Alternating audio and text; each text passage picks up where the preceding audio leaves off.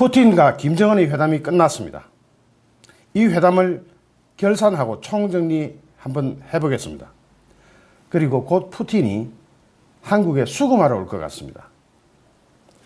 여기에 대한 종합적인 진단을 한번 해보겠습니다. 어제 우리는 푸틴, 김정은의 정상회담을 앞두고 삼각 프로젝트를 주목하라는 심층 분석을 내보냈습니다.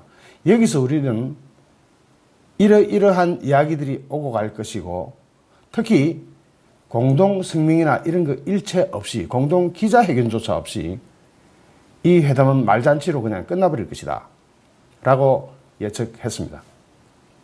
특히 제가 인용해온 게 어제 방송을 보신 분은 다 아실 겁니다. 모스크바 타임즈를 인용해왔습니다.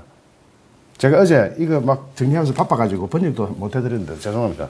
근데 이게 100% 적중해버렸어요. 제가 항상 외신을 볼 때는 저하고 의견이 일치하거나 제 취향과 정확히 맞을 때 폰다 그랬죠. 처음에 어떻게 됐냐면은 푸틴은 돈이 없어서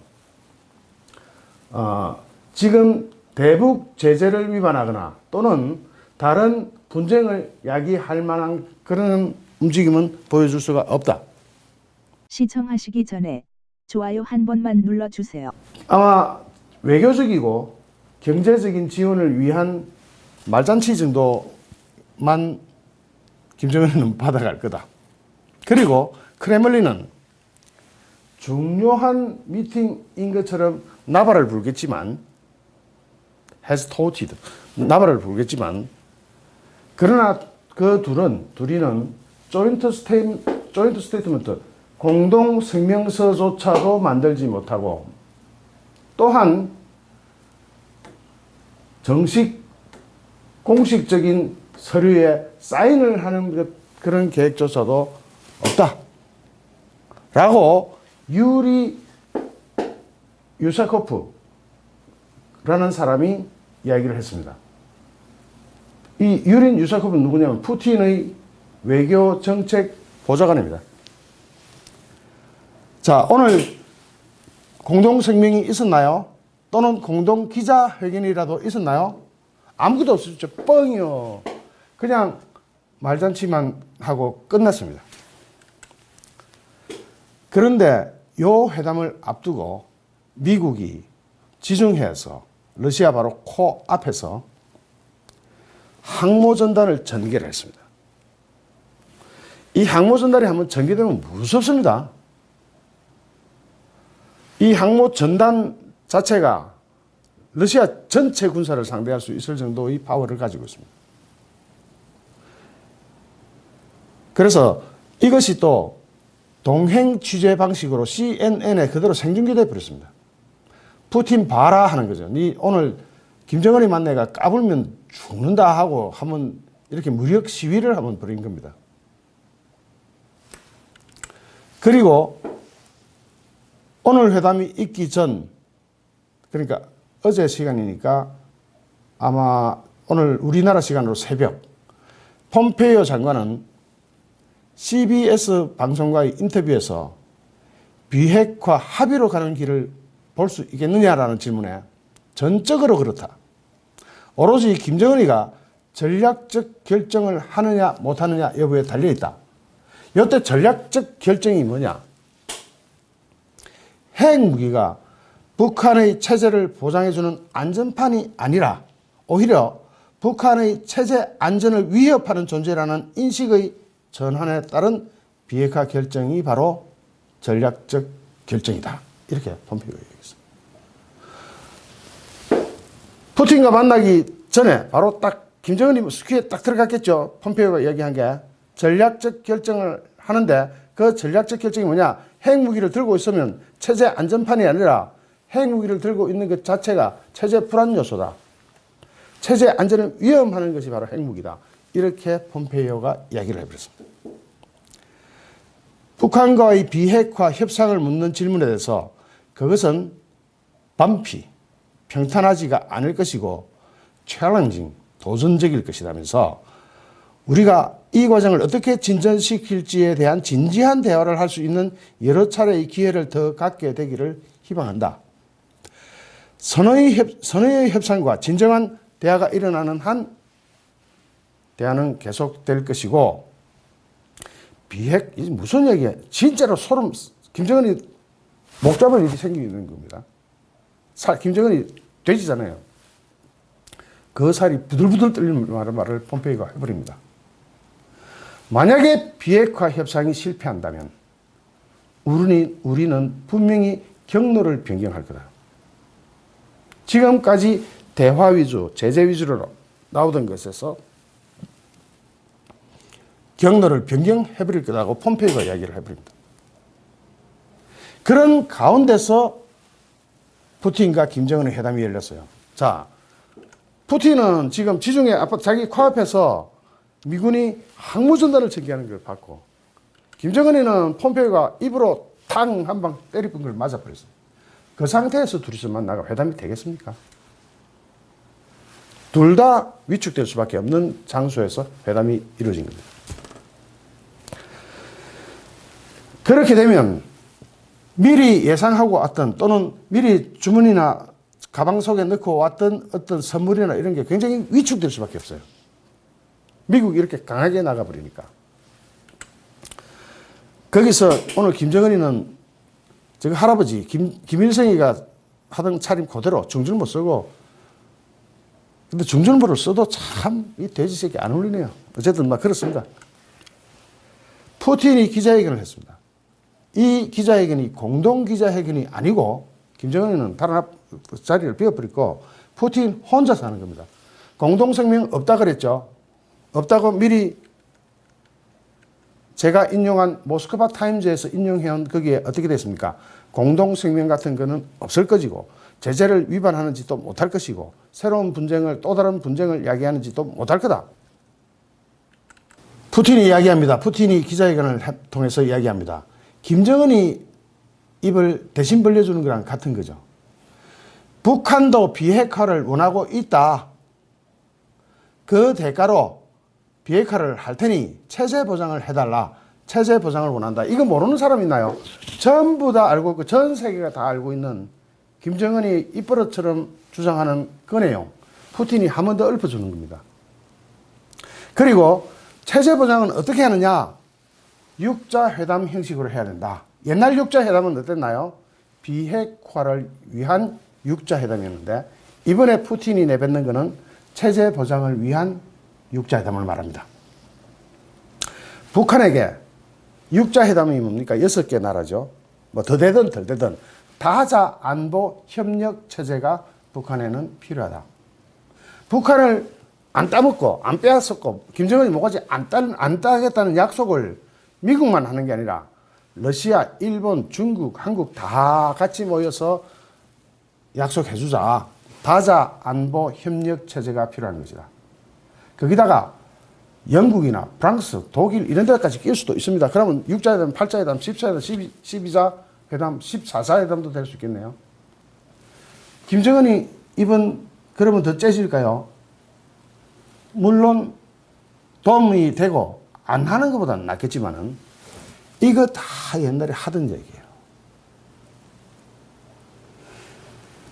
영내 핵 문제와 다른 문제의 평화적 해결 외에는 대안이 없다는 것이 우리의 입장, 러시아의 입장이다. 러시아는 한반도 긴장 완화와 동북아 지역 전체의 안보 강화를 위한 협력을 계속할 준비가 되어 있다. 이게 무슨 강아지 풀 뜯어먹는 소리입니까? 하던 얘기 아닙니까? 매년 되풀이 하던 이야기. 어느 나라 정상을 만나도 똑같은 이야기. 푸틴이 또 하는 겁니다. 그리고 한반도 긴장 완화를 위한 협력을 계속하겠다. 이것도 똑같이 하던 얘기. 그러니까 하나마나한 이야기를 기자회견의 형식을 빌어서 해줍니다. 누구를 위해서? 김정은이 들으라고 해주고 또 바다 건너에 트럼프 들으라고 하는 이야기죠. 그리고 또 이제 두 번째가 좀 그런데, 자, 하나씩 봅시다. 육자회담. 자, 이번에는 핵 폐기를 위한 육자회담이 아니라 체제 보장을 위한 육자회담. 좋죠? 얼마든지 할 수 있고 누구도 이런 아이디어 정도는 낼 수 있습니다. 다만 푸틴이 여기서 이런 것을 외침으로써 이니셔티브를 쥐고 싶어하는, 주도권을 쥐고 싶어하는 푸틴의 전략이 마음이 드러나고 있죠. 푸틴은 여기서 숟가락 한번 얹어 놓는 겁니다. 그리고 이익되는 행위는 푸틴이 다 해버릴 겁니다. 그 다음 두 번째, 북한은 북한의 국익입니다. 국익에 부합하는 미북 대화를 이어가기를 희망하고 있다. 트럼프하고 계속 대화를 이어가기를 희망하고 있다. 이거는 김정은이도 하는 이야기 아닙니까? 그 다음 게 더 재밌습니다. 그 다음 게 뭐냐면, 북한의 비핵화를 이제 이야기합니다. 하면서 러시아와 미국은 완전한 비핵화를 요구하는 것에 유사한 입장이고, 러시아는 미국하고 입장이 같은 겁니다. 비슷하다. 북한이 완전한 비핵화를 해야 된다는 데는 같은 입장이다. 그리고 핵을 더 늘리지 않는 것, 핵 비확산의 공동 목적을 위해 한 방향으로 가고 있다. 미국의 FFVD랑 같은 방향을 가기는 간다. 같은 생각을 하고 있고 같은 방향으로 갈 거다. 러시아도 북한이 완전한 비핵화를 원한다. 이거 누가 잘 하는 얘기죠? 예, 문재인이가 늘 하는 얘기. 완전한 비핵화를 하긴 하는데 지금 당장 북한이 굶어 죽을 것 같으니까 좀 도와주자. 이거 여기에 말려들다가는 비핵화가 물건나가죠. 푸틴도 똑같은 얘기를 하고 있습니다. 푸틴도 똑같은 이야기를 하면서 누구한테 힘을 실어준다고요? 김정은과 문재인한테 힘을 실어줍니다. 자, 조건을 이른다. 우리도 북한의 비핵화를 원한다. 핵 비확산도 원한다. 다만 방법은 미국이 틀려먹었다. 이거거든요. 그러면서 이야기를 합니다. 점진적, 단계적 비핵화 접근법을 이야기합니다. 이거 누가 하는 거죠? 문재인이 가는 거니까. 즉, 점진적으로 제재의 구멍을 뚫어주면 김정은이가 비핵화 하겠어요? 안 하겠어요? 죽을 때까지 하는 거예요. 지금 계속 요 기조를 몰고 1년만 더 가면 비핵화가 될 것 같은데, 요렇게 또 와가 겐세이를 놓습니다.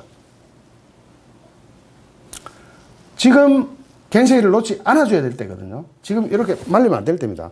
그래서 미국이 이 대화를 할 때 뭐 했습니까? 지중해에서 항모를 전개해버리고 북한한테 협상이 비핵화 협상이 실패하면 그때 가서 우리는 분명히 경로를 변경할 거다라고 네 모가지 따라간다 하는 식으로 공갈을 쳤잖아요. 그 상태에서 푸틴이 굉장히 애매하고도 미국의 심기를 걸지도 않고 문재인한테 힘을 실어주고 김정은한테 힘을 실어주는 발언을 이렇게 해내는 겁니다. 그러면 푸틴은 빠져나갈 구멍이 있죠. 왜 남한에서 그렇게 주장하는데, 문재인이도 그래 주장하는데 내가 뭐 잘못했니 하고 트럼프한테 이야기할 수가 있죠. 그렇게 푸틴은 여우짓을 합니다. 그리고 속은 좀 이따가 내놓겠죠. 자, 그 다음에 북한과 미국이 대화를 하는 것, 미국과 북한이 대화를 하는 것에 대해서 또 이야기합니다. 미국 행정부에서, 트럼프 행정부에서 건설적인 대화를 희망하고 그런 태도를 취하게 된다면 당연히 성공적인 대화가 이루어질 것이라고 생각한다. 이거 뭐 하나만 하죠. 즉, 북한 비위에 맞는 대화가 답이다. 건설적인 대화가 뭡니까? 여기 여러분, 건설적인 대화가 뭐예요? 푸틴이 말하는 것은 김정은의 비위를 어느 정도 맞춰주는 것이 건설적이라고 보는 겁니다. 그리고 이것이 유일한 방법이라고 생각한다 하면서 미국과 북한 대화해라. 건설적으로 해라. 지금처럼 하지 말고. 지금은 뭡니까? CVAD, FFVD, 원샷, 그러고 일괄 타결 방식 아닙니까? 그것을 문재인이가 원하는 대로 점진적이고 단계적이고 이런 방식으로 비핵화를 접근하자. 이런 식으로 푸틴이 누구 손 들어준다? 문재인 이야기를 되풀이 해주는 겁니다. 트럼프 기분 좋겠습니까? 그리고 이제 드디어 본론 나옵니다. 북한을 경유하는 남한으로 향하는 가스관 건설 사업에 가스관 건설 사업에 대해서도 얘기를 나눴다. 대화를 나눴다. 이것은 한국 입장에서도 국익에 부합하는 사업이다. 전력망, 철도 다 이야기했습니다. 한국한테도 국익에 부합한다. 자, 가스관 예상 노선, 이게 좀 문재인이가 이거 다 그려놨습니다. 특히 전력망 연결하는 데는 기가 찹니다. 브라디보스토크에서 서울로 이 거리가 얼마입니까? 중국에서는 지중해를, 바다를 타고, 일본에서도 이런 정신 나간 짓들을 문재인이 발표를 다 해놨죠. 어떻게든 러시아와 중국과 연결해서 미국 영향력을 축소하고자 하는 계획입니까? 그런 것 같은데요. 그 다음에 시베리아 횡단 철도 노선, 동해선에서. 이렇게 되면, 자, 보십시오. 문재인과 김정은과 푸틴이 한조가 돼가지고 트럼프를 상대를 하는 것 같은 그림입니다. 트럼프 기분이 상쾌할까요? 기분 좋을까요? 아마 기분 더럽겠죠. 이 새끼들은 뭐 하는 것이냐? 뭐 하는 짓이지? 김정은과 문재인과 푸틴이 한조가 돼가지고 지금 미국을 압박하듯이 단계적, 점진적 비핵화, 그리고 유엔과 미국의 제재 조치가 멀쩡히 살아있는데 가스관 연결, 전력망 연결, 이런 개소리를 하고 있습니다. 가스관 한번 연결해가지고 에너지가 종속되면 어떻게 한다 그랬죠? 푸틴이 밸브 잠근다 할 수 있죠. 말 안 들으면 밸브 잠근다 하면 산업이 엉망진창 되는 겁니다. 그 다음에 푸틴만 잠글 수 있습니까? 가스관이 북한지 나오잖아요. 김정은이도 밸브 딱 들고 있다가 잠근다 이러면 어쩔 겁니까? 전력망은 또 스위치만 내리면 되네요. 푸틴이 스위치 들고 있고 김정은도 스위치 들고 있고 대한민국의 에너지 안보가 이렇게 농락당하는 겁니다. 자, 그 다음에 북한 노동자의 연말 송환 문제와 관련해서 인권 문제와 인도주의 차원에서 대화를 나누었다. 이야기하긴 했는 모양이에요. 대립적이지 않은 해결 방법이 있다고 보고 있다. 자, 연말까지 러시아에 와 있는 북한 노동자 다 돌려보내라고 유엔이 그렇게 제재 거기서 합의를 했어요. 러시아도 사인했어요. 그런데 또 여기서 이탈을 할 모양입니다. 푸틴이. 그러나 그렇게 못할걸요. 그렇게 못할 겁니다.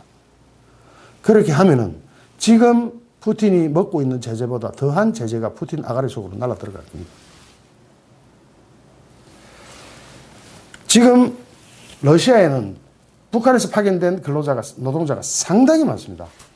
이 사람들을 몽땅 연말 전까지 북한으로 강제 귀국을 시키는 것이 유엔 제재 조치의 일부입니다. 러시아는 그렇게 되면 노동력을 잃게 되고 북한은 돈을 잃게 되고 김정은이 주머니가 말라 들어가고 푸틴으로서 볼 때는 이 노동력이 아깝고 그 아주 저렴하고 값싸면서 양질의 노동력이잖아요. 이 노동력도 잡고 싶고 김정은이로서는 이 달러가 여기를 통해서 이 노동의 대가로 들어오는데 그게 끊기면 또 안 되겠고 양쪽의 이해가 맞아떨어지죠. 그렇다면 이걸 푸는 방법은 뭐가 있겠습니까? 그렇습니다. 노동 대가를 안 받으면 되잖아요. 그러면은 대한민국이 죽으면 됩니다. 예를 들면 그렇게 풀 수 있다는 이야기지. 그 방식을 제가 반드시 된다고 호언장담하는 건 아닙니다. 이렇게 쭈르르르르 정리돼 온 게 어제 우리가 예상한 거랑 비교를 한번 봅시다. 예측 방송이 맞았느냐 틀렸느냐. 방송화면 그대로 갖다 놓고 한번 봅시다. 푸틴의 세계 독재자 지원 프로젝트에 나타난 음흉한 계산법, 말로만 하고 적게 주고 많이 챙겨갈 가능성. 요때 챙겨간다는 것은 반드시 북한에서 챙겨가는 것은 아니죠. 남한에서 챙기면 됩니다. 대한민국 돈 많잖아요. 여기서 러시아한테 어떤 결제를 할 때 제재 조치를 살짝 비켜가지고 꼼수를 부려가지고 싹 돌아갈 수가 있죠. 혜택은 북한이 보고 돈은 남한이 지불하고 이런 방식이 아마 오늘 거론됐을 겁니다. 저는 이 확률을 80% 이상 보는데, 그래서 제가 정확하게 맞은 건 아니라서 그래도 세묻혀놨습니다. 일항 관련 낮은 선봉지역과 가까운 항구를 군항으로 챙겨줄 가능성은 세모입니다. 아직 이거 정확하게 결론이 안 난 거예요. 왜냐? 이 도로들을 볼 때, 여기 연결되어 나가는 상황을 볼 때, 지금 아직 아니다 하고 이야기할 수 있는 상황은 아니에요. 그 다음에 육자 회담 그런 가능성이 있다 그랬죠. 이거는 100% 맞아버렸고요. 적중했고, 러북 군사동맹 재책일 가능성이 제가 이야기했는데, 이게 육자 안보 체제로, 다자 협력 체제로 가서 조금 이상해서 제가 세모를 쳤고요.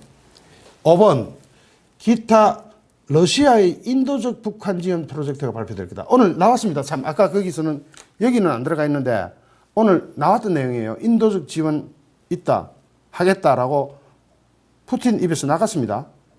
그래서 이건 100% 맞는 겁니다. 미국의 일방적이고 고압적인 비핵화 반대 성명이나 이런 게 나올 수도 있다라고 제가 얘기는 했는데, 이것은 푸틴이 겁을 좀 먹었는지 이렇게 발표됐습니다. 미국의 일방적인 그게 뭡니까? 일괄 타결 방식이죠.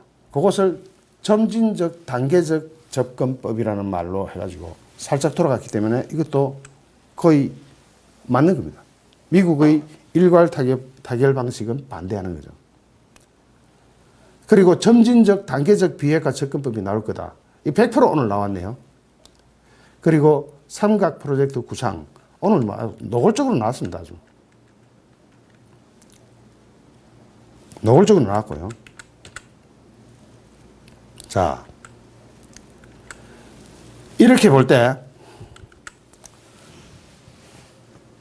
이번에는 한 7, 80점밖에 안 되는 것 같습니다. 100% 100점짜리는 아니었지만 그래도 대충 미래를 내다보는 예지력 정도는 증명이 된다고 봅니다. 일부 제가 과하게 예측한 부분도 있습니다. 그러나 100점은 아니었지만 그런대로 성실하게 예측했다고 생각합니다. 자, 앞으로 어떻게 될까요? 이제 푸틴이 어떤 선택을 할까요? 아까 얘기했죠. 제일 먼저 제가 뭐라 그럽니까? 푸틴 곧 한국에 수금하러 올 것 같다 얘기했죠. 이게 무슨 말입니까? 푸틴은 지금 문재인이 해달라는 대로 다 해준 느낌입니다. 한마디도 안 틀리고 똑같이 해버렸어요. 아주. 대가를 받아야 되겠죠. 푸틴은 어떤 장사를 한다 그랬죠? 제가 몇 번이나 걸쳐서 이 방송을 했기 때문에 아마 여러분들 잘 알고 계실 거예요. 세계의 독재자 지원 프로젝트는 푸틴만이 할 수 있는 노하우입니다. 그러고 푸틴 자체가 양아치입니다. 순전히 입으로 들고 지원을 해요. 수단 대통령 같은 것도 마찬가지고 뭐 전 세계 독재자들 다 입으로 지원합니다. 유엔에서 거부권 행사해주거나 유리한 발언 해주거나 이렇게 포장을 해줘요. 이걸 영어로 표현하자면 이런 겁니다. Kremlin has touted the significance of meeting. 미팅의 회담의 중요성을 touted, 막 광고를 하고 선전을 하고 한다는 거죠. 이거 뭐냐? 나발을 부르주는 대가를 받습니다. 그러니까 전 세계 독재자, 지금 베네수엘라도 마찬가지죠. 그런 데 가서 내가 너희들 편이 되고 너희들의 이익을 위해서 국제사회에서 발언 다 해줄게 하고는 유전을 챙겨가 버렸습니다. 베네수엘라 유전 한 개를 굵고 먹어버렸습니다. 푸틴이 이런 역할을 하러 블라디보스토크에 온 것 같습니다. 그래가지고 마침내 자신의 임무를 훌륭하게 수행했다고 저는 생각할 겁니다. 여기에 우리나라 문재인이 이런 걸 사전에 부탁했을까 안 했을까 상당히 궁금증이 발동하는, 호기심이 발동하는 부분입니다. 저는 미리 이도훈이를 김창선이보다 하루 앞서서, 김정은이 오른팔 김창선이보다 하루 앞서서 러시아에 들어가가지고 미리 이 작업을 다 해놨다고 보거든요. 제가 전 방송에서 브리핑 해드린 것과 같습니다. 그렇다면 푸틴이 한국에 곧 옵니다. 얼마나 지나서 올까요? 3개월 안에 올 겁니다. 제 예측 아마 맞을 겁니다. 3개월 안에 와서 뭔가 조약, 협약 비슷한 경제협력 방안 이런 걸 논해야 합니다. 그렇게 하게 되어 있습니다. 그리고는 수금에 해당되는 뭔가를 떡을 챙겨서 갈 가능성이 있습니다. 지금까지는 가능성입니다. 국익을 진짜 위한다면 정직한 접근법이 좋습니다. 외교는 그게 최고입니다. 왜냐? 북한의 비핵화는 어떻게 해서든 핵무기를 없애는 거잖아요. 그게 비핵화 아닙니까? 핵무기를 없애는데 제재의 구멍을 뚫어주면 그 핵무기가 없어집니까? 안 없어지잖아요. 계속 가져갈 거 아닙니까? 그렇게 되는 걸 막아야 하는데 문재인은 오히려 김정은의 수석 대변인이 되어서 김정은의 이익만을 생각하고 있는 것 같습니다. 그게 푸틴을 결국 끌어들인 것 같습니다. 좋아요, 구독하기, 공유하기는 저에게 엄청난 힘이 됩니다. 감사합니다.